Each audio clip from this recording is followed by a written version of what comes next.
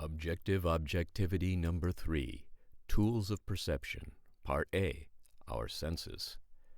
In our previous discussion, I asserted that objectivity begins with collecting accurate data, and all data is intrinsically about the past. Currently, the only way we have to acquire knowledge of the world outside our bodies is through our senses. Our senses include vision, hearing, physical feeling, smelling, and tasting. Each of these is limited.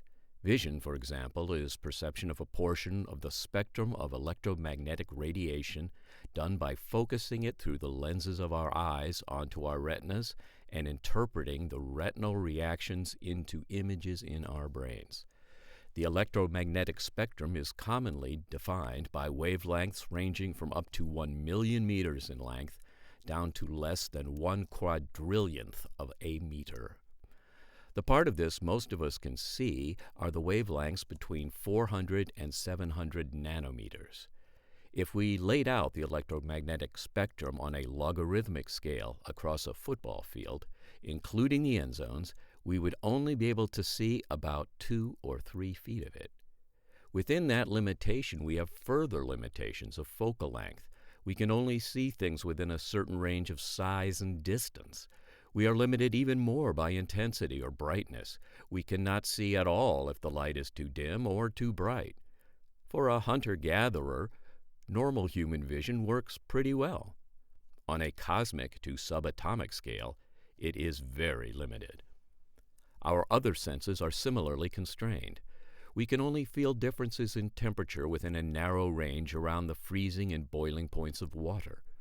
We can't feel the relative size of objects much smaller than a grain of salt.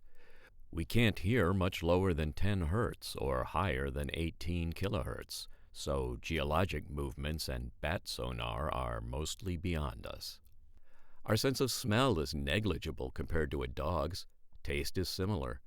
The bodies we get at birth allow us to directly experience only a small fraction of the universe around us. But we have learned to extend our senses. Beginning with tools like measuring sticks, listening horns, and scales, we slowly began to expand our awareness. We learned how to manipulate lenses to extend our vision in distance and scale with filters and lighting devices to control brightness. We developed stethoscopes to hear inside things, thermometers to measure temperature, films to sense X-rays. Electronics has vastly increased our ability to collect data by measuring time, chemical reactions, electromagnetic radiation, sound, and pressure with increasing accuracy. Practical engineering has proven that these sense-extending devices work.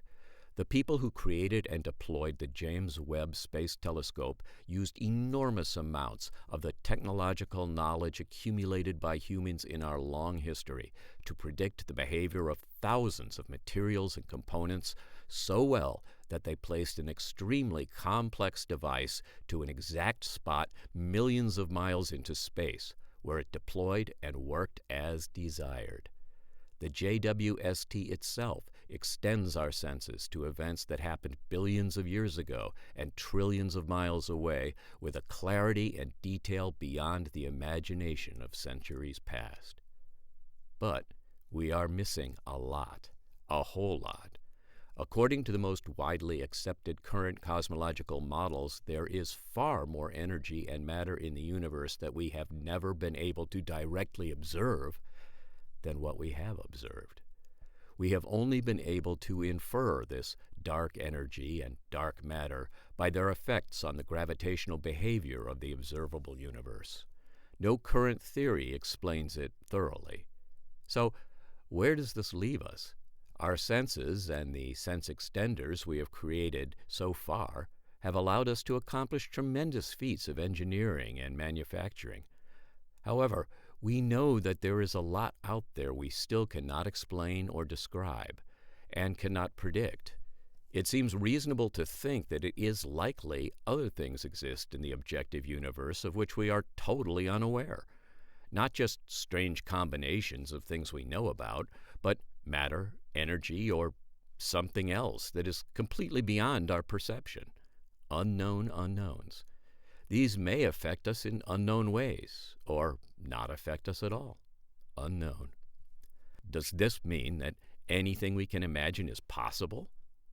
Maybe. But the important question to ask as we strive for objectivity is, what are the odds? More on that another time. Until then, keep an open mind.